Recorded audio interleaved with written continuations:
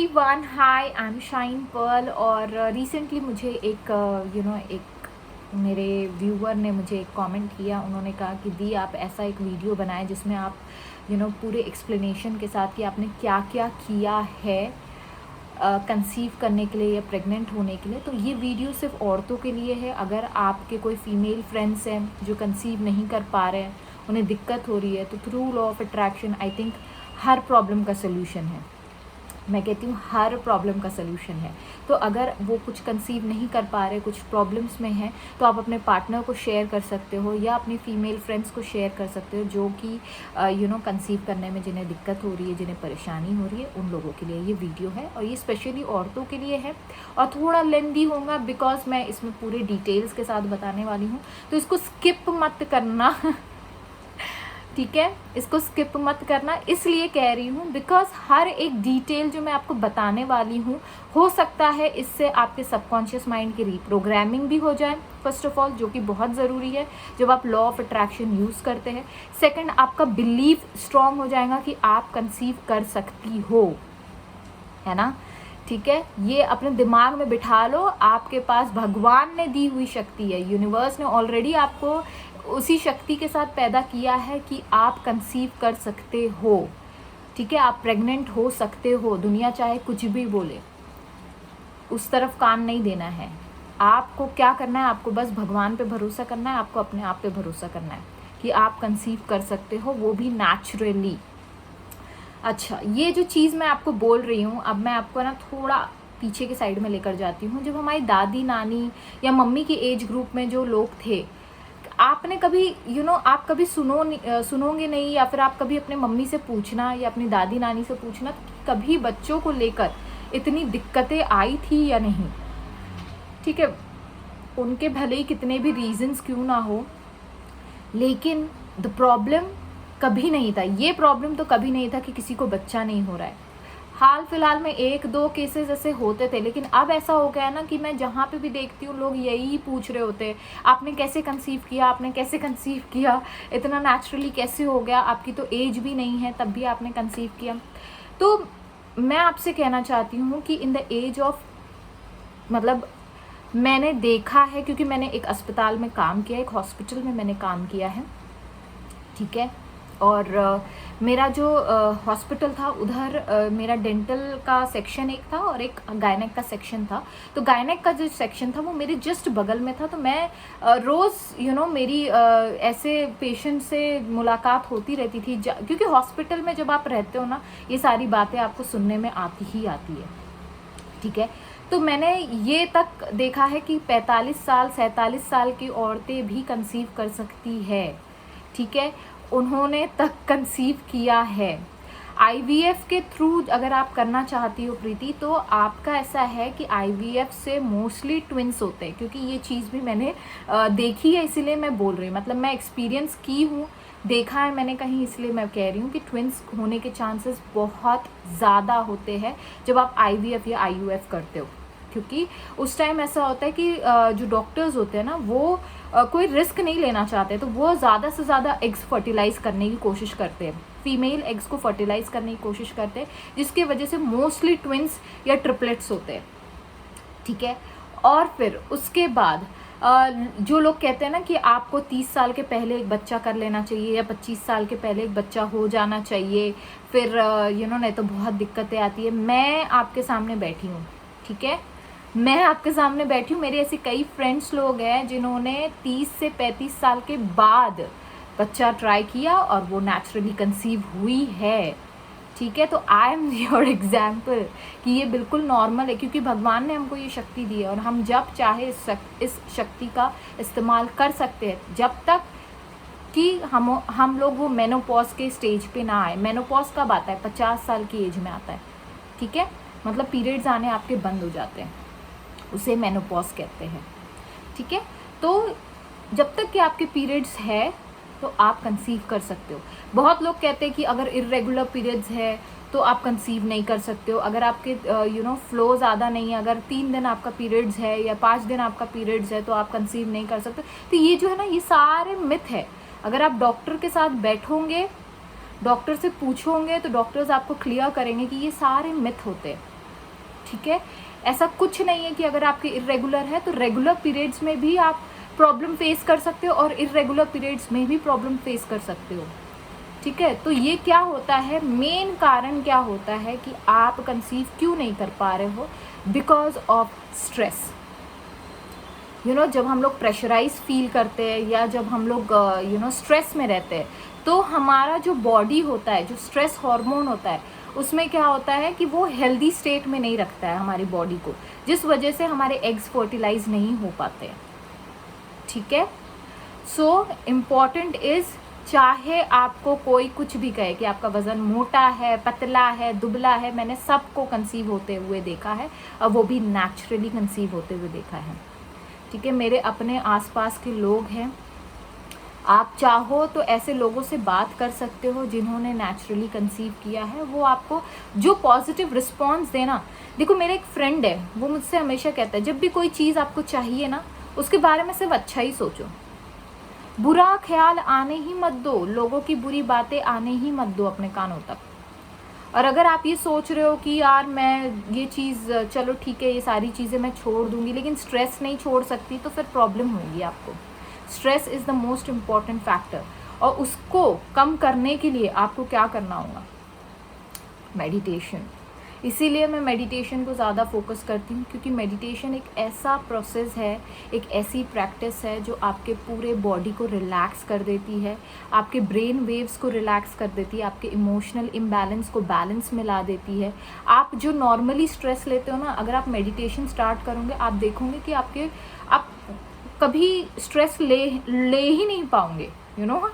एक लेवल आता है जब आप हैबिचुअल हो जाते हो, हर दिन आप स्ट्रेस में रहते हो, और जब आप मेडिटेशन करते जाते हो, एक लेवल आता है कि जब आपका स्ट्रेस लेवल इतना कम हो जाता है कि अगर कोई बुरी से बुरी खबर क्यों ना आए, तो वो ज़्यादा से ज़्यादा आपका 3 या 4 मिनट दिमाग में चलेंगे, and then you will release that. इतना पावर है मेडिटेशन में। ये हो गई बात हमारे कि हम लोग कंसीव कर सकते हैं। सबसे पहले भरोसा रखें अपने आप पे, ठीक है, अपने भगवान पे जिनको आप मानती हैं। सबसे पहले भरोसा रखें, क्योंकि भरोसे से ही सब कुछ है। अगर आपका बिलीफ स्ट्रांग नहीं है, अगर आपके अंदर डाउट्स है, तो आप कितना भी, कोई भी चीज़ हो, फिर वो बच्चे की बात नहीं कर रही हूँ मैं, कोई भी लॉ ऑफ अट्रैक्शन आप अप्लाई कर रहे हो, वो चीज़ पॉसिबल नहीं होगी। सेकेंड, स्ट्रेस नहीं लेना है, आपको इंजॉय करना है प्रोसेस। हर प्रोसेस को जब आप इंजॉय करते हो, मैनिफेस्टेशन हमेशा एफर्टलेस और ईजी होता है। हम लोग क्या होता है, हमारे ओवर थिंकिंग हैबिट के वजह से उस चीज़ को हम लोग, प्रोसेस को हम लोग ज़्यादा कॉम्प्लिकेट कर देते हैं। एवरीथिंग इज सिंपल, आपको कुछ नहीं करना है, ये भगवान की दी हुई चीज़ है, ये आपके अंदर ऑलरेडी ये शक्ति है कि आप माँ बन सकती हो। आपको किसी और चीज़ की ज़रूरत नहीं है। अगर आप पहले ज़माने में जाओगे, तो अभी जब मैं बात करती हूँ अपने इन लॉज से बोलो या अपनी मम्मी से बोलो, तो उनके टाइम पे तो डॉक्टर्स कुछ भी नहीं कहते थे, उनको बस इतना कहते थे अच्छा खाना खाओ और खुश रहो, दैट्स इट। कोई मेडिकेशंस नहीं, कुछ नहीं। और उसके पहले आप जाओगे तो तब तो दाई लोग थी, तो वो लोग तो और ज़्यादा कुछ नहीं कहती थी, वो क्या मेडिसिन देंगी। तो कोई मेडिकेशंस आपको कंसीव करने में हेल्प नहीं करता है, आपका अपना जो थॉट प्रोसेस है, आपका अपना जो स्ट्रेस लेवल है, वो हेल्प करता है आपको कंसीव करने में।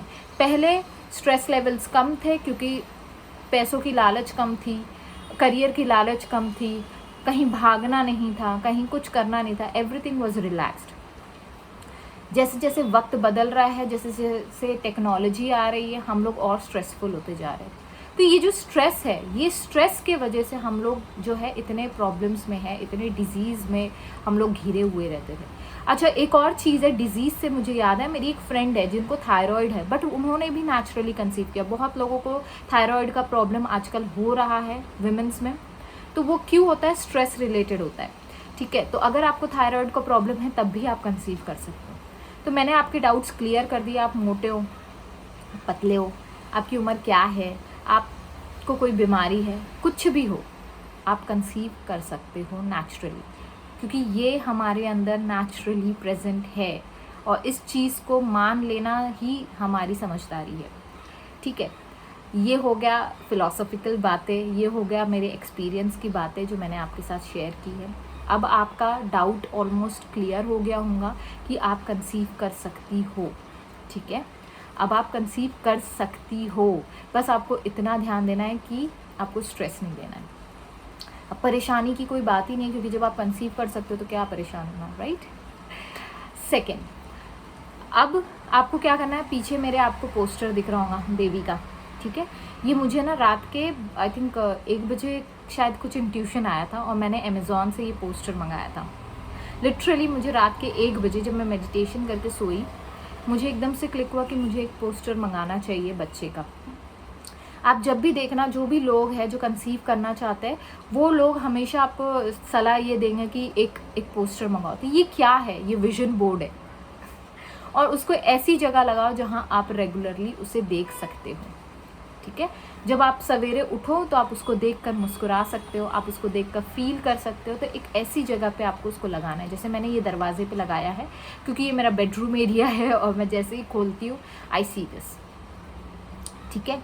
तो आपने क्या करना है, डाउट नहीं रखना है। सेकंड, आपने एक विजन बोर्ड बनाना है। विजन बोर्ड मतलब आपने एक पोस्टर खरीदना है, फिर आप ट्विंस का खरीद सकते हो, आप ट्रिपलेट्स का खरीद सकते हो, आप ऐसे नॉर्मल एक बेबी का पोस्टर जो आपको पसंद है, जो आपके दिल से निकले कि हाँ मेरा बच्चा एक ऐसा होगा, तो आप वैसा एक पोस्टर जो आपके पसंद का हो, ठीक है, आपका फेवरेट हो, आपको देखते साथ ही एक अलग सी फीलिंग आपको आ रही है कि हाँ ये चीज़ हो सकती है, आपको वो पोस्टर लगा देना है। और उसे रोज़ देखना है, सवेरे उठते बैठते खाते पीते जब आप चाहो उसे देखना है, ठीक है। सेकंड, अब इसके बाद जब आपने विजन बोर्ड अपना क्रिएट कर लिया है, ये लॉ ऑफ अट्रैक्शन का एक टूल है, इससे आपको क्लियर हो जाएगा कि आपका बच्चा कैसा होगा, एक हेल्दी, मतलब जैसा भी आप चाहते हो वो जो भी फीचर्स। नाउ उस बच्चे को देखते देखते, इस बच्चे को देखते देखते मैंने स्क्रिप्टिंग स्टार्ट की। स्क्रिप्टिंग में आप क्या लिख सकते हो, स्क्रिप्टिंग में आप ऐसा लिख सकते हो जैसे कि मैं बहुत खुश हूँ। अगर आप हिंदी में लिख रहे हो या मराठी में लिख रहे हो या आपके एक अपने लैंग्वेज में लिख रहे हो, तो आप ये लिख सकते हो। एक डायरी आप बना लीजिए, स्पेशल डायरी बना लीजिए, लाल कलर का पेन ले लीजिए, ठीक है, और उसमें आप लिखना शुरू करिए। लाल पेन इसलिए क्योंकि उसका एक अलग सा वाइब्रेशन होता है, एक अलग सी फीलिंग होती है। कभी आपने देखा है जब टीचर मोस्टली लाल पेन से टिक मार्क करती थी, तो मुझे बड़ा फैसिनेटिंग होता था कि मैं भी लाल कलर का पेन यूज़ करूँगी। प्रिंसिपल साइन करते थे तो लाल पेन से करते थे, तो वो जो होता है ना, वो एक अलग अट्रैक्शन होता है लाल पेन में। तो लाल पेन ज़रूर खरीदिएगा, या फिर जो भी कलर आपको फैसिनेट करता है वो कलर का पेन आप खरीदिए। मैंने लाल कलर का पेन यूज़ किया था, क्योंकि आपने मेरे स्टेप्स पूछे हैं तो इसलिए मैं अपना बता रही हूँ। लाल कलर का पेन और एक सिंपल सी डायरी या नोटबुक आप बना लीजिए और उसमें रोज़ लिखिए।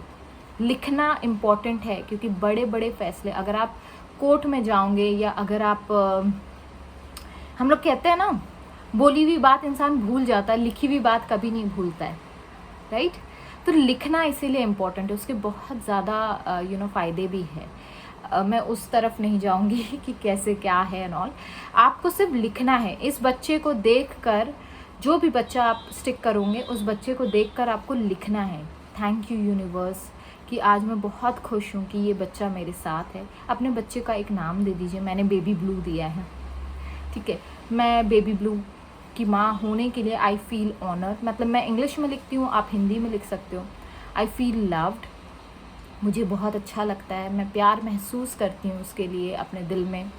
मुझे उसे रोज़ खाना खिलाना, रोज़ दीज एनीथिंग, मतलब जो भी आप लिखना चाहो, बिकॉज मैंने सब इंग्लिश में लिखा है, आप हिंदी में लिख सकते हो, जो भी आपकी भावनाएं हैं, जैसे कि आपको वो चीज़ मिल गई है। अब जैसे कि अगर आप माँ बन गई हो, ठीक है, वो बच्चा आपके गोद में है, तो आप क्या फील करोगे, आप क्या क्या महसूस करोगे, आपको सब चीज़ अपने स्क्रिप्टिंग में लिखना है। जैसे कि आप कहानी लिख रहे हो अपने बच्चे के बारे में कि आप ऐसा ऐसा महसूस करते हो उसके साथ, वो जब हंसता है तो आपको अच्छा लगता है, वो जब खेलता है तो आपको अच्छा लगता है, वो बहुत मुस्कुराता है, उसके फीचर्स क्या है, उसकी जो आंखें हैं वो हमेशा एक एक कामनेस मुझे फील करवाती है। वो जहाँ पे भी रहता है, जिस जगह पे भी रहता है, वहाँ पे जॉयफुल मूड्स मेरे I start feeling joyful every time whenever I see his face। तो ये सारी जो चीज़ें ये मैंने लिखी थी, मैंने अपने पिछले वीडियो में भी बताया इसके बारे में कि मैंने क्या क्या लिखा था और गलती से मैंने क्या लिखा था, जिसकी वजह से मैंने क्या भुगता है वो भी मैंने बताया आपको। आप अपने प्रेगनेंसी के बारे में लिख सकते हैं कि मैं जब प्रेग्नेंट हूँ तो मैं ऐसा ऐसा फील कर रही हूँ, ठीक है। तो you can start saying these things, क्योंकि आप अभी प्रेगनेंसी के बारे में लिख रहे हो तो आप प्रेगनेंसी के बारे में जैसा जैसा आप फील करना चाहते हो कि मेरी प्रेगनेंसी बहुत जॉयफुल है। मोस्टली जब प्रेग्नेंट होती हैं औरतें, बहुत लोगों को वॉमिटिंग्स होते हैं, मूड स्विंग्स होते हैं, बहुत सारी चीज़ें होती है। तो ये जो चीज़ें मैंने सुनी थी वही चीज़ मैंने लिखी थी और वो चीज़ मेरे साथ मैनिफेस्ट भी हुई थी। तो कुछ महीने मेरे जो थे, सेकंड मंथ मेरा थोड़ा सा डिफ़िकल्ट गया। Now I am feeling better and you know I know this things कि जब आप बुरा लिखते हो तो बुरा मैनिफेस्ट होता है, अच्छा लिखते हो तो अच्छा मैनिफेस्ट होता है। तो कहने का मतलब ये है कि जो चीज़ आप मैनिफेस्ट करना चाहते हो वही चीज़ें लिखो, एज इफ़ आपको वो चीज़ मिल गई हो और आप शुक्रिया कह रहे हो, थैंक यू कह रहे हो यूनिवर्स को वो चीज़ आपको देने के लिए। Every morning write a letter, या फिर आप एफर्मेशंस में डालना चाहते हो तो एफर्मेशंस में डाल सकते हो कि I feel loved whenever I see my baby bump, like you know जब मैं प्रेग्नेंट होती हूँ तो मुझे अच्छा लगता है। मैं बहुत खुश हूँ कि मैं आज प्रेग्नेंट हूँ, मैं बहुत खुश हूँ कि मैं आज अच्छा फील कर रही हूँ क्योंकि मेरा बच्चा अच्छा है, हेल्दी है। और जो भी चीज़ें आप है वो आप लिख सकते हो, ठीक है। जो भी स्क्रिप्टिंग में, एफर्मेशंस में, जैसा आपको सही लगे आप लिखिए। स्क्रिप्टिंग का मतलब फिर मैं दोहराना चाहती हूँ, एज इफ़ वो चीज़ आपको मिल गई है, यू नो एंड रिजल्ट को पकड़ के आपको लिखना है, ठीक है। जैसे कि आप प्रेग्नेंट हो चुके हो या वो बच्चा आपकी ज़िंदगी में आ चुका है तो उस बच्चे के साथ आप कैसा महसूस कर रहे हो या आप प्रेग्नेंट होने के बाद कैसा महसूस कर रहे हो, वो सारी चीज़ें आपको स्क्रिप्टिंग में लिखनी है। अब थर्ड है आपको लॉ ऑफ अजम्पशन। ये टेक्निक आई स्वेयर, मतलब ये टेक्निक इतनी ज़्यादा पावरफुल है कि आप नकार नहीं सकते उसके पावर्स को। यू नो 3 दिन के अंदर मैंने कंफर्म कर लिया था कि आई एम प्रेग्नेंट, और मैं टेस्ट के पहले मुझे पता था कि मैं प्रेग्नेंट हूँ, क्योंकि वो इतने स्ट्रॉन्ग इंटेंशंस और स्ट्रॉन्ग इंट्यूशंस आते हैं ना इस मेथड के बाद कि आपको कोई टेस्ट, दुनिया के कोई टेस्ट आपके फेल नहीं हो सकते। तो लॉ ऑफ एजम्पशन में क्या किया था मैं दिन भर अज्यूम करती थी जैसे कि मैं प्रेग्नेंट हूँ, तो मैं प्रेग्नेंट होने के बाद क्या क्या करूँगी। ऑब्वियसली मैं धीरे चलूँगी, मैं खाना हेल्दी खाऊंगी, मैं मैं अपना ख्याल रखूंगी, मैं अच्छी मूवीज़ देखूंगी, अच्छे आर्टिकल्स पढ़ूंगी ताकि मेरा बच्चा भी उन चीज़ों से सीखे, मैं अच्छा फील करूंगी। मैं अपने फीलिंग पे फोकस कर रही थी, क्योंकि वाइब्रेशन पे फोकस करना बहुत ज़रूरी है। आप दुनिया की टेक्निक्स यूज़ कर लो, लेकिन अगर आप अच्छा फील नहीं कर रहे हो तो वो चीज़ें क्या होगा, मैनिफेस्ट होने में डिले होता है ना।